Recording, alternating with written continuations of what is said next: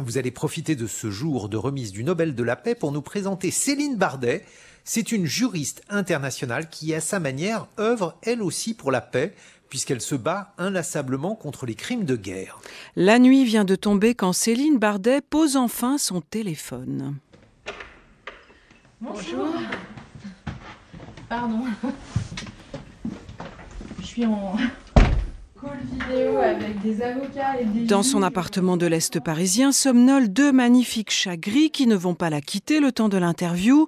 Je suis une femme aux 1000 vies, se définit Céline Bardet. Mais une femme qui a su aussi très jeune ce qu'elle voulait faire, du droit international. Alors, une histoire de famille?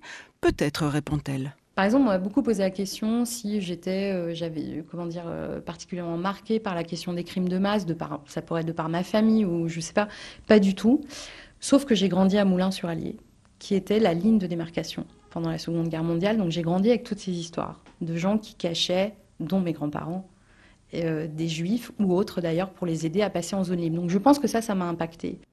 La guerre dans les Balkans dans les années 90 va ensuite décider de son destin, son diplôme en poche. Céline Bardet va partir pour La Haye, aux Pays-Bas, au tribunal pénal international pour l'ex-Yougoslavie. C'est sur le terrain qu'elle va prendre conscience du viol comme arme de guerre. La question des violences sexuelles, ça m'a vraiment, là pour le coup, sauté à la figure. Parce que quand je suis arrivée en Bosnie, j'ai eu, et avant au Kosovo d'ailleurs, j'ai commencé à avoir plein de victimes qui venaient me voir et il n'y avait aucun procès sur la question des violences sexuelles ou très peu. Il y en avait un peu au tribunal pénal international. Et c'est là où je me suis rendu compte qu'il y avait un problème, d'une part d'impunité judiciaire, mais d'autre part aussi de totale invisibilité. Donc le choix des violences sexuelles dans les conflits, moi j'ai envie de dire, c'est pas vraiment mon choix en réalité. Je me suis dit, ok, il faut faire quelque chose parce qu'on n'en parle pas.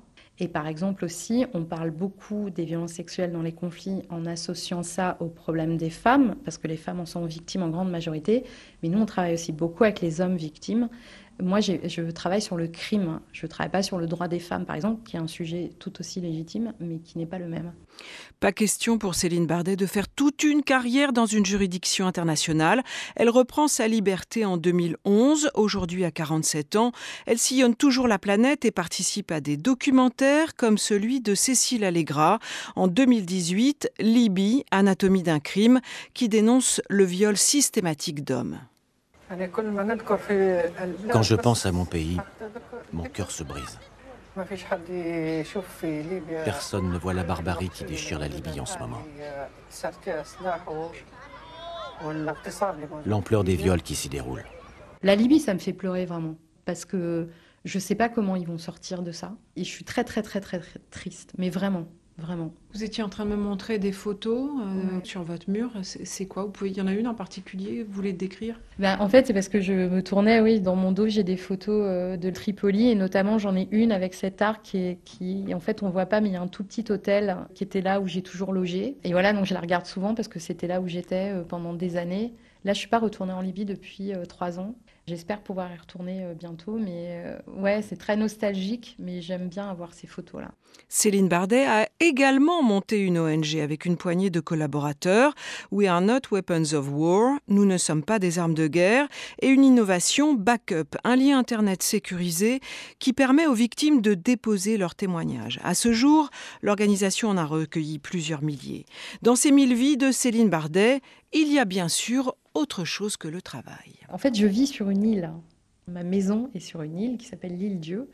Je ne peux pas passer autant de temps que je voudrais, malheureusement, parce que j'ai besoin d'être sur Paris.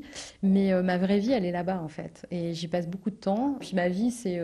je sors beaucoup, j'ai des amis. J'ai beaucoup d'amis qui ne sont pas du tout dans le même domaine que le mien. Je suis tout à fait capable de profiter de ma vie. Je fais beaucoup de yoga. Voilà, mais surtout, je passe beaucoup de temps à l'île Dieu.